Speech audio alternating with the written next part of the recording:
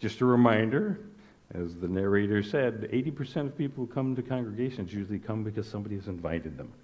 So just think about people in your circle of influence who you think might benefit from our philosophy. Remember that we've got these business cards printed up. They're out here in the foyer. They're also over in the fellowship hall. Just have a couple of them in your wallet and just allow divine order that somebody who may be having a conversation with you recognize might benefit from the message and the fellowship that we have here. So thank you. And good morning. There's a Hindu legend that at many, many years ago, human beings understood that they were spiritual beings having a human experience. They understood that they were part of God with the divine energy. But they abused that power. So Brahman got his council of gods together and said, we may need to hide this from them while they grow into it. And so they were talking about where do they hide it? And one said, how about on the top of the highest mountain? He says, no, human beings, curiosity, they will climb to the top of the highest mountain. Well, what about if we put it at the bottom of the ocean? Say, no, here again.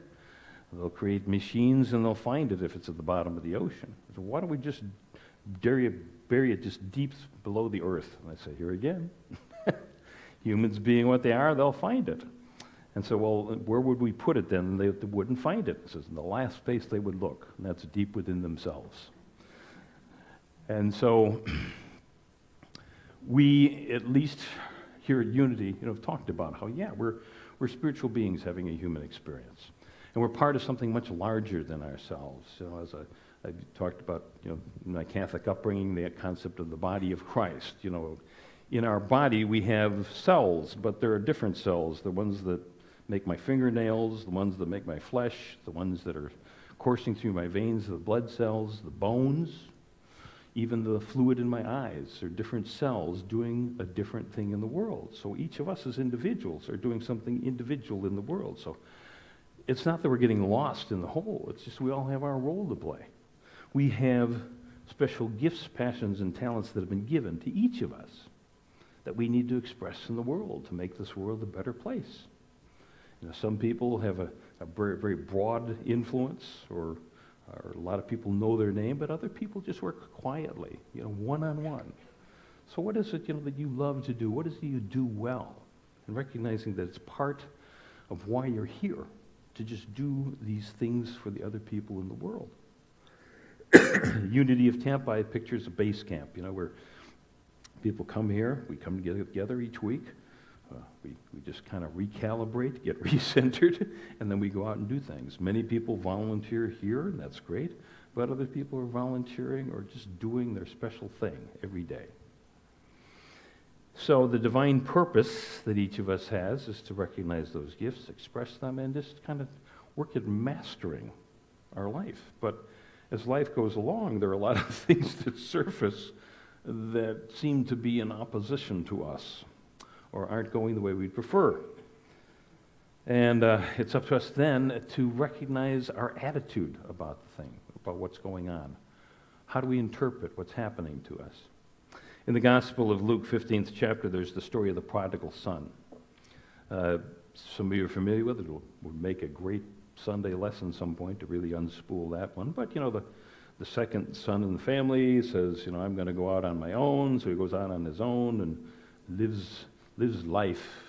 I'm trying to think of a word they use in there, but at any rate, things aren't going so well for him. And then finally he gets to the point where just he's so miserable, and then he realizes, even the slaves of my father are treated better than I'm being treated right now. And he remembers to go home, go back to Father, go back to that God presence.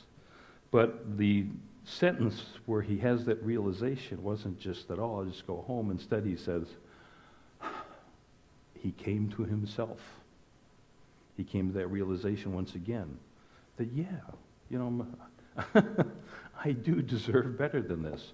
And I don't know about you, but I've had that experience in my life. I didn't discover unity until, I was in my 30s. And I just, I'd step out there and be trying things according to the way I learned that I probably should do things. And there's so many times that I attached a meaning or had an experience that I was seeing through that filter rather than through a divine attitude. Being able to recognize in each individual and the challenges that came up in my life, that they came up to help me spiritually grow. And that perhaps rather than fighting them, I should embrace them and learn more about myself. One of the keys to having a divine attitude is focus, being willing to just, concentrate or focus. And I've had people say, oh, I don't know, I'm just not very good at that sort of thing. Yes, you are. Think of the last time that you were worried about something. You focused in on that like you wouldn't believe, right? Just no matter how much you tried to get it out of your mind. So, yeah, we have a choice as to the thoughts and the feelings that we have. And so that's why I found for myself just having that kind of observer self to kind of nudge me. It's like, wait a minute, what are you thinking? What are you saying? What are you feeling? And realizing, yeah, I got a choice.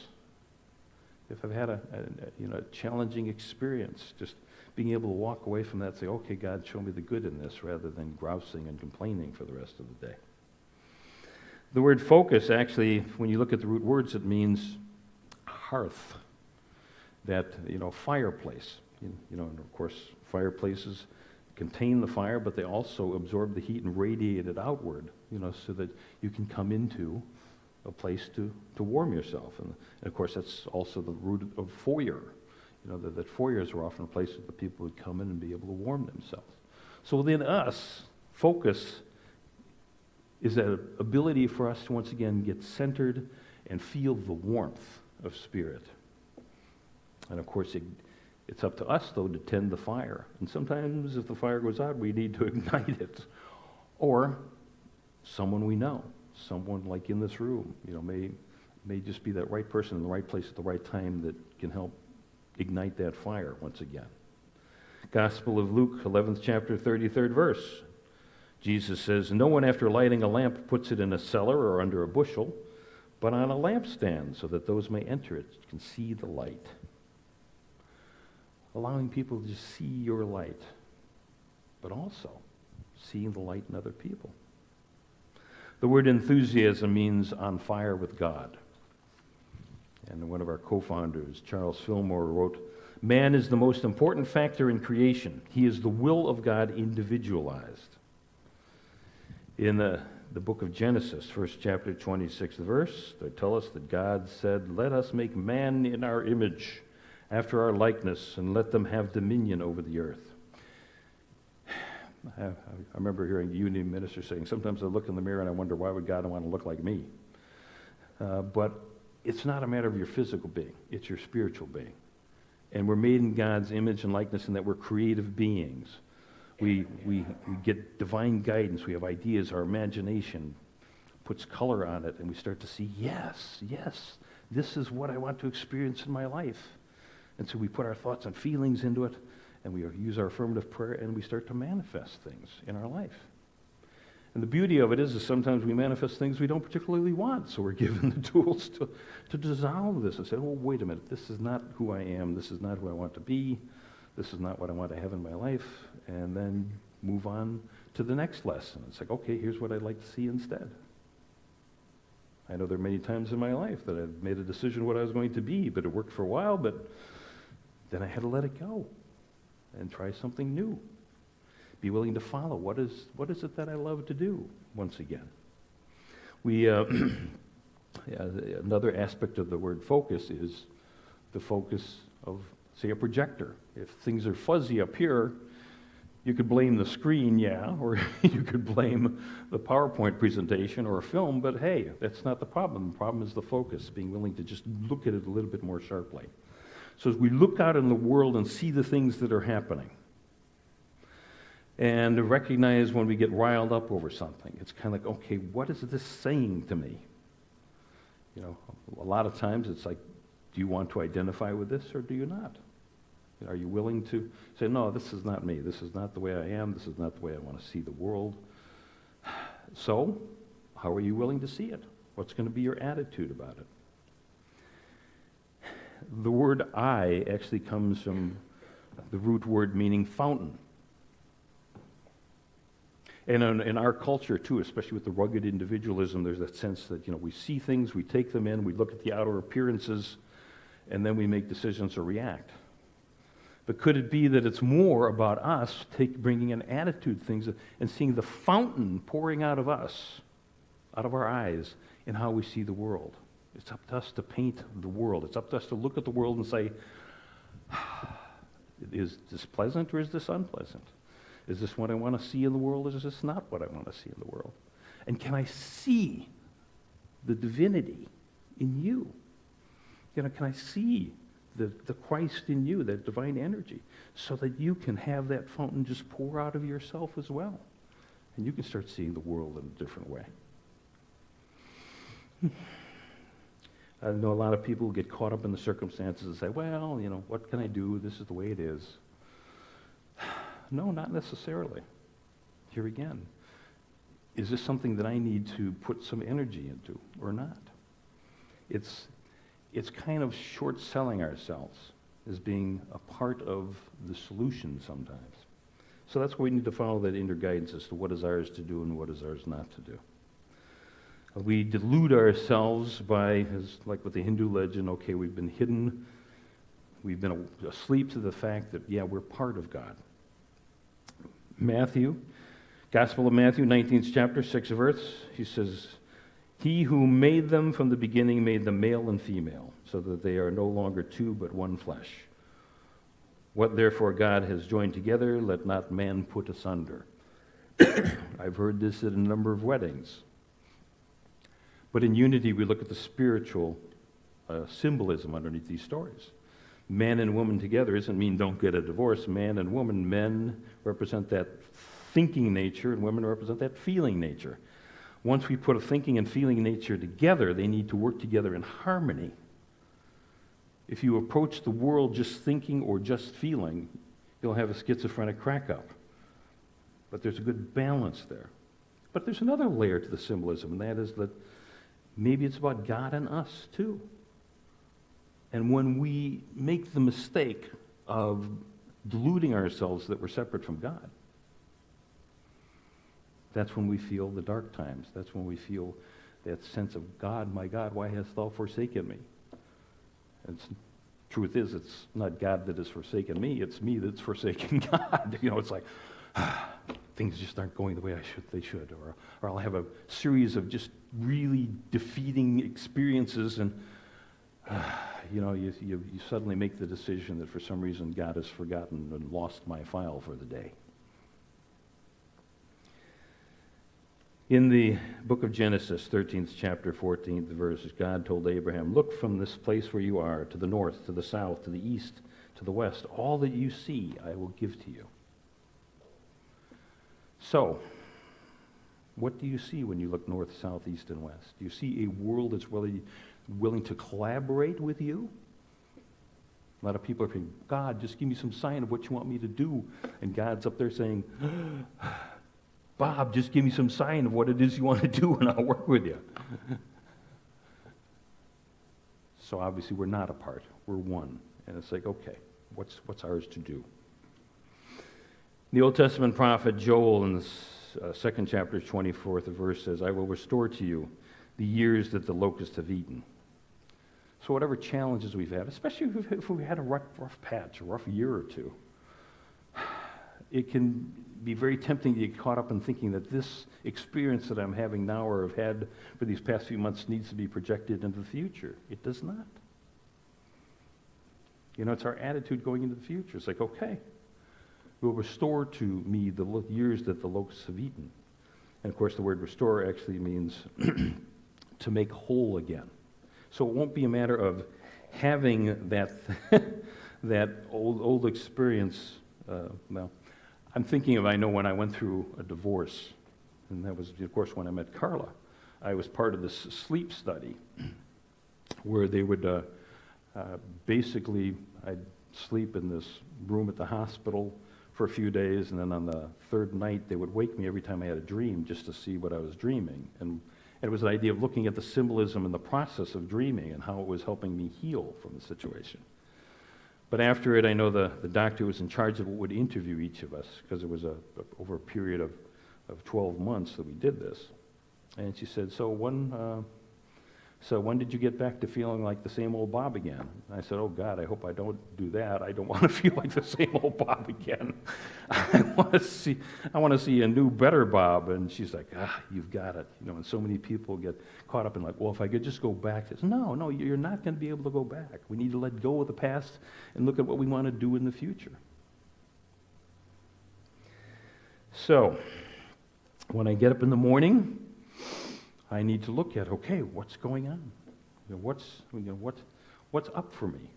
Yesterday I had a dream, and I know it was just that it seemed like the harder and harder I was trying to do something, that that I was disappointing Carla. Just basically, she was off somewhere waiting for me, and no matter what I tried to do to get there, I wasn't doing. And as I examined it after I got up and was talking to Carla about it, I realized, for me, a lot of what I've dealt with in my life is this incident that I had when I was 5 years old where my mom beat me. And it was, here my wife, or, being a woman, it was a sense of like, yeah, here was a woman who I trusted, loved me unconditionally, and yet she beat me when I was 5.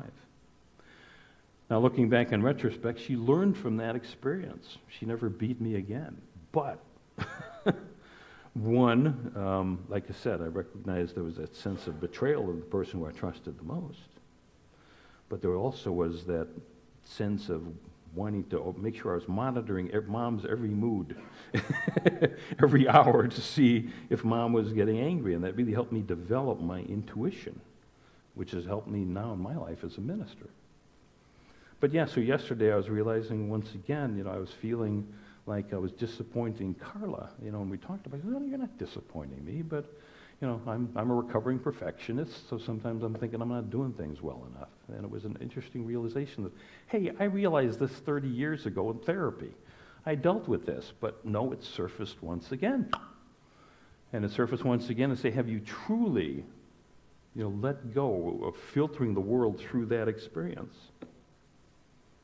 And it was like, yeah, some things that have been happening lately. I think part of it too is this coming here as your new minister. I in talking to a variety of you, you've had you've had expectations of what a minister should be or is doing, and so there's that sense of like, am I doing what I need to do? And of course, the old saying, you can't please everybody every time. So yeah, I just need to be true to that that inner guidance. It's like, okay, here's what we need to do. Here's what we need to do. So, I'm going to have Duncan go ahead and put up the slide there. So, for a divine attitude, recognize that when something happens in our life, we assign the meaning to it. So, what's the filter we're looking at this through? And do we have to change our attitude towards it? Number 2, look past those outer appearances. It's like, okay, God, show me the good in this. What's going on? Number 3, be still and know that I am God. 46th Psalm. And of course, this is something that's painted across the front wall of the prayer chapel, in Unity Village. Be still and know. Go within and say, okay, God, let me get recentered, recalibrated so that I can move forward. Number 4, kindle that inner fire. Tend it. Keep it going. If it goes out, be willing to reignite it or go to someone else who can help you reignite it. But let it be your fire. Don't feel like you need to borrow somebody else's fire, so to speak. And number 5, express your gifts, passions, and talents. Recognize when you get the guidance to do something, even if it seems silly, go for it. You may be making the world a better place just by doing that silly little thing. So my vision for Unity of Tampa is the place that empowers people, being that base camp that we can come together. We can remind each other of who we truly are, of the true nature of our being. Rather than saying, God, help me love myself, say, God, reveal to me the true nature of my being. And if I recognize that I'm a spiritual being having a human experience, it makes it a lot more simple. Well, maybe it doesn't make it simple, but it gives us that new attitude of like, okay, these things that are happening are working in and with me. I just need to embrace them and move forward. We have the attitude of confidence and zeal to just go out there and handle anything. Or as the poet W.B. Henley said or wrote, In the fell clutch of circumstance, I am the master of my fate. I am the captain of my soul. Our closing story is a 3-minute video from Steve Hartman of the CBS Evening News.